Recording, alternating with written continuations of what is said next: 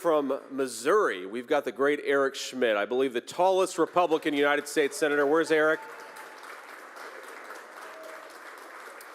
Also thrilled to have Ambassador Carla Sands here. Carla, thanks so much for being here. Let me just talk a little bit about what this election is all about and what's at stake here, because unless we start making some better decisions, we are going to take the greatest opportunities that God could give any nation. We've got the best people, we've got the best workers, we've got the best natural resources, and the most beautiful country anywhere in the world. America is ready to be unleashed. But to do that, we've got to kick out Kamala Harris and bring back Donald J. Trump.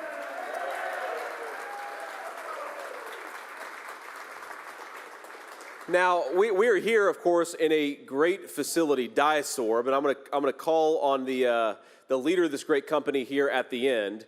And what I'll do here is give a little bit of a background on why we're here in North Philly, and then I'll take a few questions from reporters, and then I'd love to bring up a couple of local business leaders to sort of bring it home and talk about why we care about these things that we care about. But look, we have a country that is being failed by its present leadership.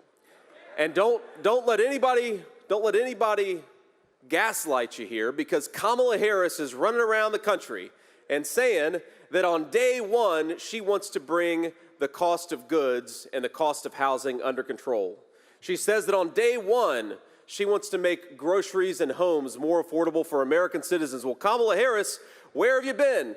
Because you've been vice president for about 1,300 days. Day one was 3.5 years ago. You should have been doing your job then and not promising to do it now. Let's just take stock of the economic record of Kamala Harris. Electricity is up 30%. Food, that's right, food is up more than 20%. Gasoline is up 50%. And this is all because of the policies of Kamala Harris. This is a person who's promising that she's going to fix the very problems that she has been creating for 1,300 days. And now she wants the American people to give her a promotion. My friends, I think it's time for the American people to say to Kamala Harris, you are fired. We want Donald J. Trump.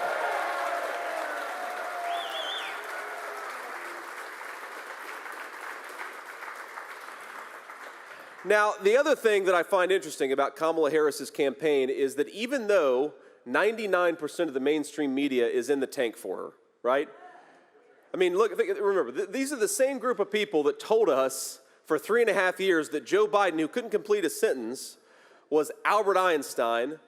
Now they want us to believe that Kamala Harris is Abraham Lincoln. You see the completely dishonest coverage. But even despite that, Kamala Harris is running from them. And I think a little bit like a campaign really is an extended job interview with the American people, right? So this is a person who is asking you, the American people, for a promotion to President of the United States, but she refuses to sit down for an interview, even with the extremely friendly media. Now, is that a person that we should reward with a promotion? No, I don't think that it is. And I think that if you're terrified to sit in front of completely sympathetic, biased media, then how can the American people ever trust you to sit in a room with Vladimir Putin or Xi Jinping or the leaders of the world that the president has to deal with? Now, let's just take stock. Let's take stock of the Trump record, not just the vision, because Donald Trump isn't just going out there making promises about what he wants to do. My friends, he already did it. And didn't we have a hell of an economy when Donald Trump was president?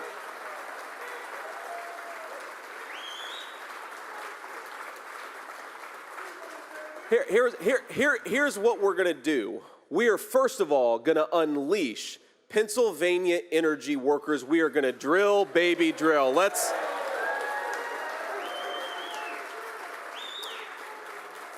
We're going to stop buying energy from tin-pot dictators all over the world who hate this country. We're going to start buying it from our own land, from our own people, from our own workers, and that's going to start on day one of the Trump presidency.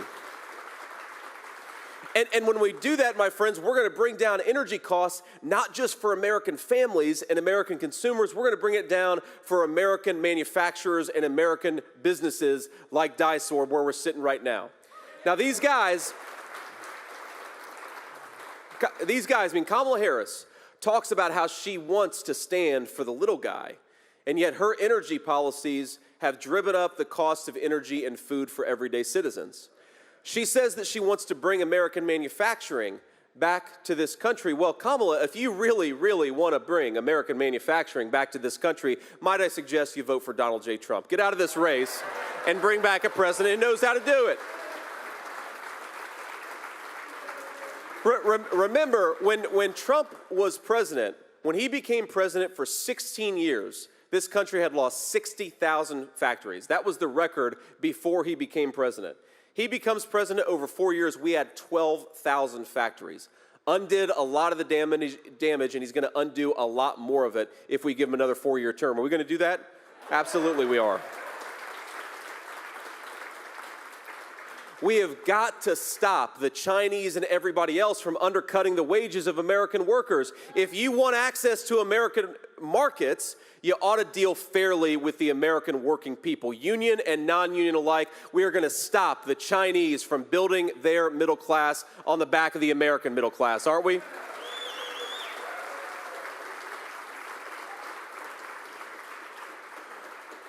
We're going to unleash American energy, which drives down the cost of manufacturing. It also makes it possible for a lot of poor families to heat their home this winter.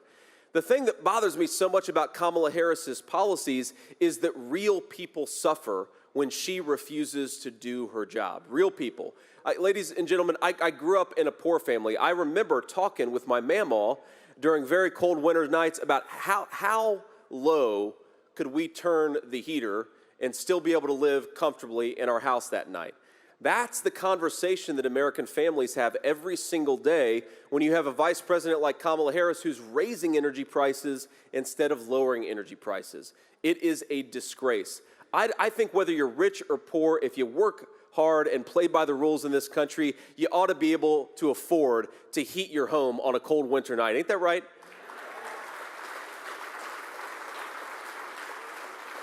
I think if you work hard and play by the rules, whether you went to college or didn't go to college, you ought to be able to work in a job that respects your dignity and pays you a good wage.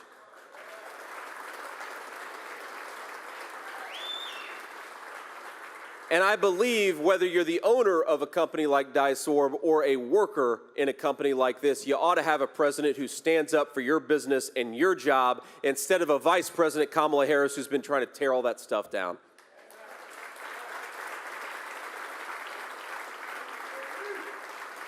So here is the Trump plan. Again, it's very simple, and it's not just a plan because he already did it. Number one, we are going to stop the reckless spending that you've seen from the Kamala Harris administration, give more Americans more of their hard-earned money, and stop this affordability crisis. We are going to cancel these ridiculous regulations that make it hard to manufacture and build things in the United States of America. Just today, I read about a power plant regulation coming from the Kamala Harris administration that would shut down a ton of American power plants. Who's going to benefit from that? The Chinese. Now, they say they care about our environment, but if you're manufacturing more and more in China, the dirtiest economy in the world, you're not benefiting the environment, you're not benefiting American workers, you're maybe benefiting Kamala Harris's donors, but you're not benefiting the American people. We're going to unleash American energy, make this country energy dominant again. Donald Trump already did it. We're just going to do it one more time. Now, I want to bring the press up here to take a few questions, but before I do that, I just want to offer a few observations and a few remarks on the state of this campaign. Number one, I already said this, but I'm going to repeat it for our friends in the back. It is disgraceful that Kamala Harris pretends to run for the presidency of the United States, but she refuses to stand before the American people without a teleprompter standing between them. Kamala, what are you so afraid of? The American people are good and kind, even if they don't like your politics. Why don't you get out and talk to them? If you want to be the people's president, you ought to be willing to stand before the people and answer a few tough questions. I don't think that's too much to ask, is it? Now, speaking of, she has got quite the running mate, this guy, Tim Walz, who...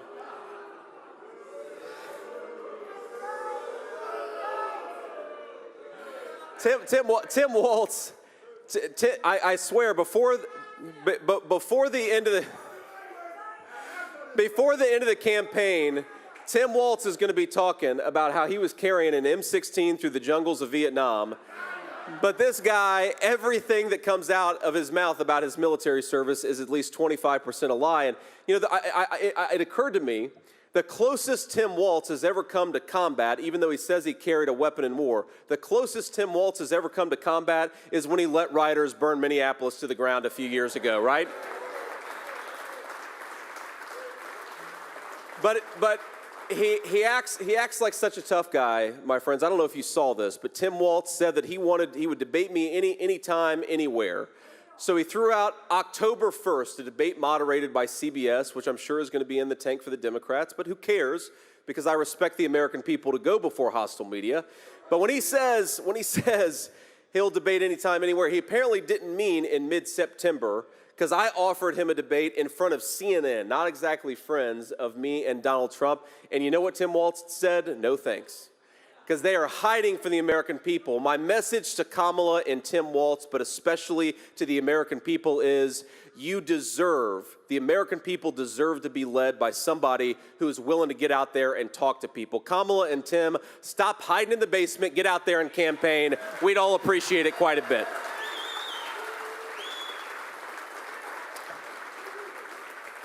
Now, like I said, I'm going to bring up a couple of these great business leaders, but before we do, I'd like to answer some questions from primarily local Philadelphia press. We've got to get out of here and go get a cheesesteak. We're going to go get a cheesesteak after this, right? We are in Philly.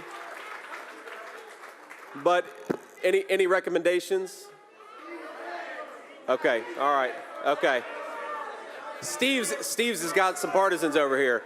But let me say, let me ask the local media here. If you're from the local media, raise your hand first, and then I'd like to answer a few of your questions, and if we got time afterwards, we'll get to the national folks. It's very bright, so it's hard to see all, but ma'am, I believe in a black shirt. Yes. Here we go. Rosemary Connors from NBC Philadelphia. Senator Vance, what's your message to Pennsylvania voters on abortion? Has your opinion changed? Do you think there should be a national ban? Or should it be left up to the states? Look, it's okay. It's all right. It's all right. Look, first of all, I think it's important to be honest about what Donald Trump and I are focused on here. And what Donald Trump and I are focused on is making the American dream affordable again for Pennsylvania families. That is what we're focused on. Look, on the abortion question in particular, what President Trump has said has been very direct, and I think honestly he's tried to find some common ground in this country that has been divided by this question for 50 years. He said, look, Pennsylvania is going to want to have a different abortion policy from Ohio, which is going to want to have a different policy from California. Let the states decide. Let the people in those states decide. And I think it's important to point out just how different Donald Trump's common sense approach is from our opposition. Because these guys are talking about taxpayer-funded abortions up until the moment of birth. That is sick stuff. Whether you're pro-choice or pro-life, I think we can all agree that we do not need to have American taxpayers paying for abortion at 33 weeks of pregnancy. It's gross.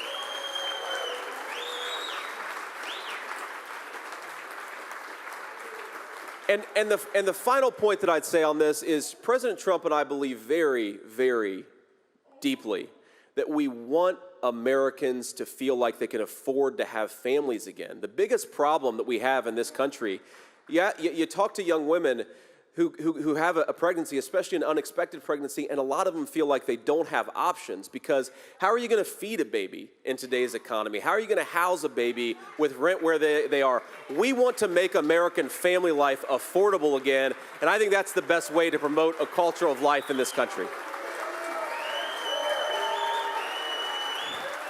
Thank you all.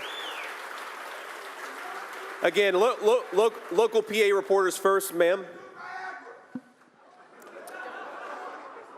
Hi there, Aaliyah Schneider, the Philly Inquirer. How often can we expect you to be in Pennsylvania, and where are you getting your cheesesteak and why? Well, I'm going to be in Pennsylvania as much as you find people will have me. How does that sound, all right? Look,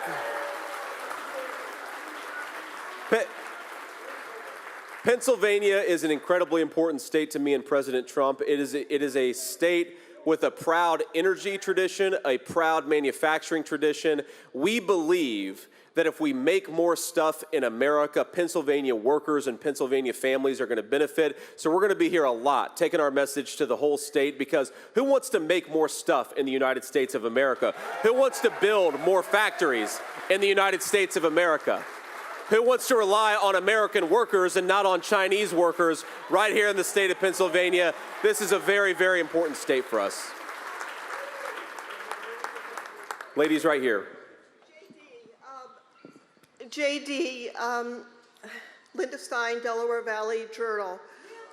What is your position and President Trump's position on Israel and the Gaza war? Well, look, our position is pretty simple. It's that the best thing for Israel and the best thing for the United States is for this war to be over as quickly as possible and for Hamas to be destroyed in the process. And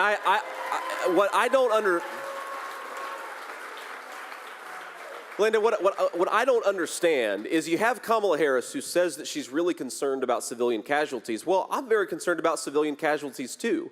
But if you're concerned about civilian casualties, you want the war to be over as quickly as possible, and you want to destroy Hamas's ability to fight. She's pursuing policies that are doing exactly the opposite, prolonging the war as long as possible and not allowing Israel to finish the job against Hamas. It's the worst of all possible worlds. Donald Trump is going to return strength to the American foreign policy scene. And just one more observation about this. This is especially to anybody watching who is skeptical of Donald Trump, who remembers when the American media said that Donald Trump was going to start a nuclear war. Did anybody notice that the country and the world were at greater peace under the presidency of Donald Trump than anybody, Democrat or Republican, who came before? It's kind of amazing, actually, because I remember when all of you, meaning the media, all the media said that this guy was going to start World War III. We are on the brink of World War III thanks to Kamala Harris's leadership. We got to get strong American leadership back in there to bring a little bit of calm back to the world.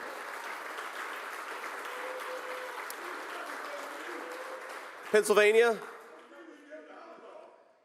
I love this. Who is this guy? We need to bring him on the plane with us. Senator, Yes, on sir. July 21st, Donald Trump was ahead of Joe Biden by 4.5% in an average of polls in Pennsylvania. Today, it's a statistical tie between Donald Trump and Kamala Harris. One, do you believe the polls? And two, if you do, how do you get that ground back? Well, look, I don't believe the polls when they say that we're up. I don't believe the polls that say that we're tied. I don't believe the polls that say that we're down. Our job is to win the trust of the American voters, not public opinion polls. I think, look, what I think, and I saw this in my own race for the Senate. I remember when all the public opinion polls in August said that I was going to lose my race for the United States Senate, and then I won in a pretty convincing fashion just a couple of months later. I believe that the media puts out these polls knowing that it's going to depress turnout, and it's going to make the conversation about the polls. Who cares what the polls say, whether they say we're up or we're down? What I care about is that Americans can't afford groceries. That's why we're running, and that's the problem that we're going to fix. And that's why Donald Trump, I believe, is going to win the state of Pennsylvania. He's going to win the whole country. PA? John Cole, Pennsylvania Capital Star, based in Philadelphia. As you talk about the economy, what does the Trump-Vance ticket believe the federal minimum wage should be? If Trump gets a second term, would he support raising it, or should it stay the same? And is there a specific number that he would support it at? Well, look, President Trump believes very strongly that the best way to promote raising Americans' wages is with tight labor markets. When an employer has got to pay a good wage to attract the right people, and you know the way that you destroy, whether you have a higher minimum wage or a lower minimum wage, the way to destroy the wages of American workers is to import 20 million illegal aliens and let them stay here with work visas. Kamala Harris's entire economic approach is to pursue policies that destroy the wages of workers, that raise the cost of goods, and then to say, well, don't remember that I've been vice president for 1,300 days, but when I get out there somehow, I'm going to wave my magic wand and fix all the problems that I caused. Nobody believes that Kamala Harris can do that. And why do we have, I'll tell you, y'all may not pay as close attention to this as I do, but when you look at, there's this chart out there, and it tracks the wages of American workers against the size of government and corporate profits. And what was happening is that for a very long time, corporate profits were doing just fine, and government was getting bigger and bigger. But you know who was really struggling? The wages of American workers. And then there's this thing that happens where the wages of American workers sort of shoot straight up. And you know what happened? Was Donald J. Trump became president. Because when you have companies that have to hire American and have to buy American, that lifts up all American workers. I don't care if you set if you set the federal minimum wage, whatever you want to set it at, call it $30 an hour, and you let in 25 million illegal aliens, nobody is going to make $30 an hour because the illegal aliens are going to undercut the wages of American workers. You want to raise wages, build more in America, buy more in America, and send the illegal aliens home, and that's exactly what Donald Trump and I are going to do.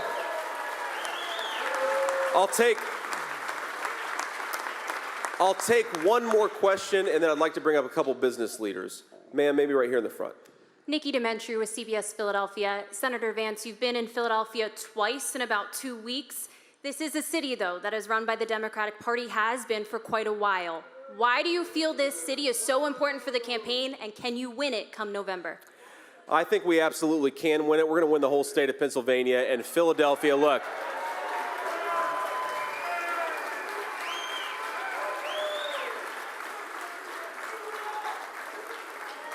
I'd ask voters in Philadelphia and across the whole state a very simple question. Has your life been better off under Democrat leadership? Have your communities gotten safer under Democrat leadership? Have your wages kept up with affordability under Democrat leadership? And because the answer is no, I think that Americans, Pennsylvanians, and the citizens of this city are ready for a change. They're ready for the presidency of Donald J. Trump. All righty. Now on the topic of Americans being ready for a change, I want to call up a couple business leaders who have built great businesses right here in Philadelphia. And I want to start with the leader of DISORB, where of course we're sitting right now. Ted, come on up here. Give a round of applause for Ted.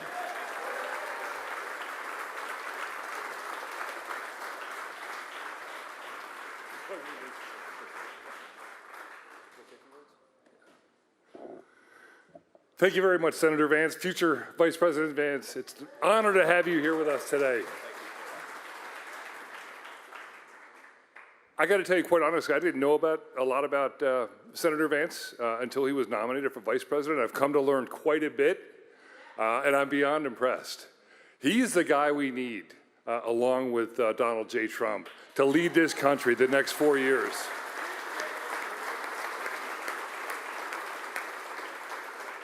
On a personal note, because we're both former enlisted military, I thought I was doing okay myself, but this guy here is blowing me away. So it's very impressive, sir. Thank you again for coming.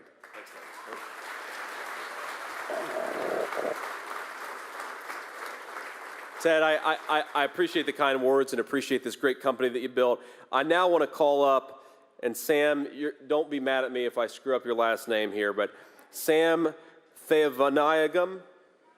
I got it? Okay. I hear people just call him Sam T. So Sam T, come up here and say a few words. Give a round of applause for Sam T.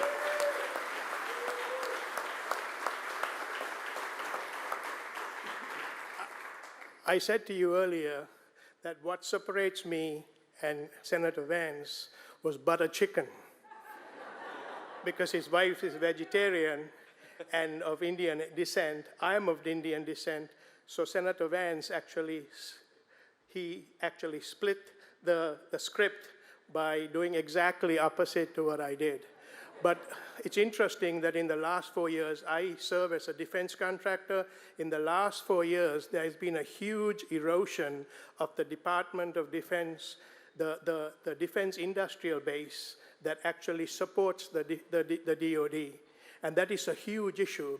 With peer threats like China and Russia, we're going to have a huge problem at our hands, and manufacturing is the way forward. Workforce development and making sure that we are investing in our people so that we can increase capability, increase capacity, increase competency, and oh, by the way, we will be confident doing that. The two words that separate me and him was butter chicken. By the end of the year, that it'll be down to 2 letters, VP. All the best, sir.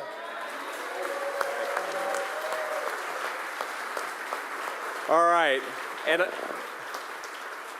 said it better than I could on that note. Thank you all. God bless you. Let's go elect Donald J. Trump in November. Thank you for having us.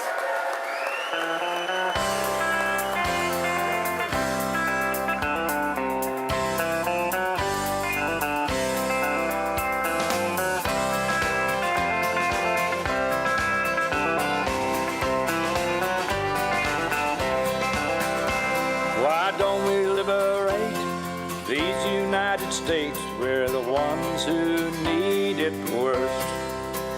Let the rest of the world help